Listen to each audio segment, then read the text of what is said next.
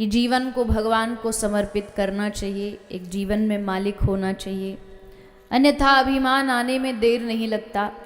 व्यक्ति सोचने लगता है कि मैंने किया है, मेरे करने से हो रहा है, और हो भी जाता है। मैं तो दूसरों का तो क्या उदाहरण दूं। प्रभुता पाय काय मद नाही, प्रभुता पाके गोस्वामी जी कहते किसको अभिमान नहीं आता, पद पाके किसको अभिमान नहीं आता। जब लोग दो चार आगे पीछे जी जी महाराज, जी जी महाराज, अब मैं तो दूसरों का नहीं अपना ही कह सकती हूँ, दूसरे तो सब भैया विनम्र ही होते हैं। पर हम जैसे लोग, अब दो चार लोग फोटो खींच लें, दो चार लोग आगे पीछे घूम जाएं और दो चार बड़ाई कर दें, बड़ी बड़ी अच्छी कथा करते हो, बड़ा बढ़िया कंठ है आपका, बस तो गुब्बारा फूल जाता मन में अभिमान का। अब तो हमसे आगे कोई नहीं, जो हैं सो ही हम हैं। पर हम ये भूल जाते हैं। ये वही वाली बात है कि एक गांव में शोभा यात्रा निकलती है कथा से पहले। तो शोभा यात्रा में एक खच्चर था, उस खच्चर पर पीछे एक गाड़ी लगी थी और उस पर भागवत जी विराजमान थी, ठाकुर जी विराजमान थे।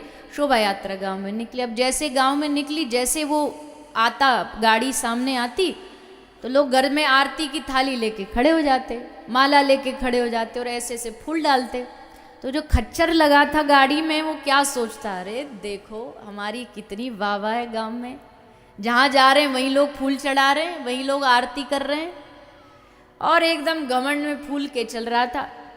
यात्रा विश्राम हुई और जैसे विश्राम हुई, भागवत जी गाड़ी से नीचे उतारी गई।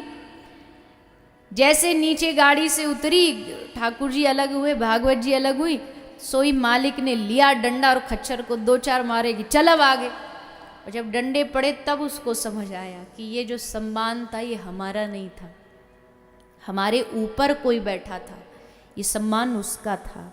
वो हटा, वो गया, तो हमारी जो हैसियत है वो शून्य है, वो जीरो है। आज जो कुछ व्यक्ति को प्राप्त हो रहा है, चाहे वो सम्मान हो, चाहे नाम हो, चाहे आदर हो, क्यों प्राप्त हो रहा है? क्योंकि हृदय में ठाकुर जी आत्मा रूप में बैठे हैं। एक क्षण अगर ये आत्मा निकल जाए ना, इस शरीर की क्या वैल्यू होती है ये आप भी जानते हो। घर वाले भी कहने लगते हैं कि अब शरीर, इस बॉडी को जल्द से जल्द शमशान पहुंचाओ।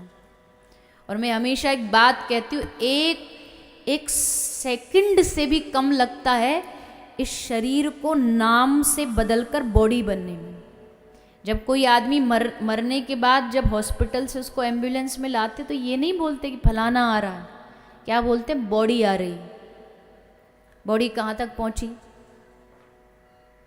अब कहाँ पहुंच, मतलब एक क्षण में व्यक्ति क्या से क्या बन जाता। क्यों? क्योंकि भीतर जो परमात्मा वो चला गया।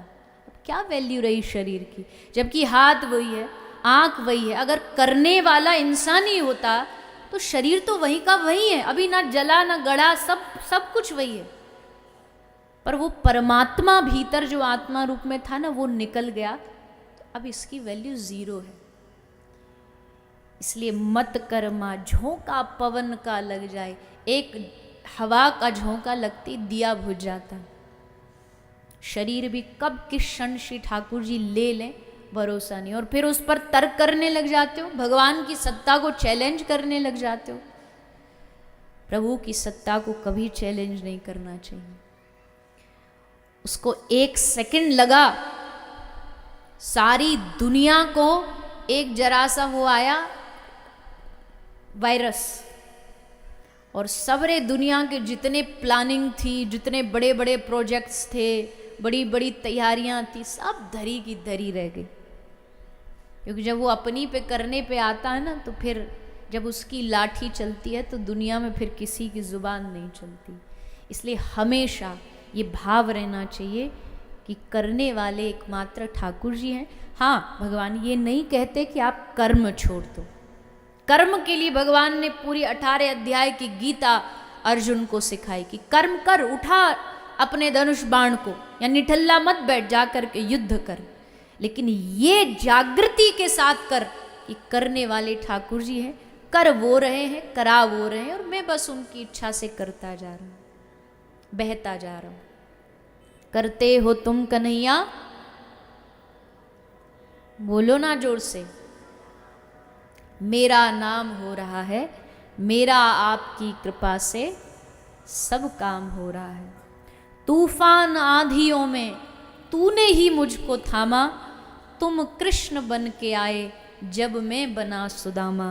एहसान पर तेरा ये एहसान हो रहा है, मेरा आपकी कृपा से सब काम हो रहा है।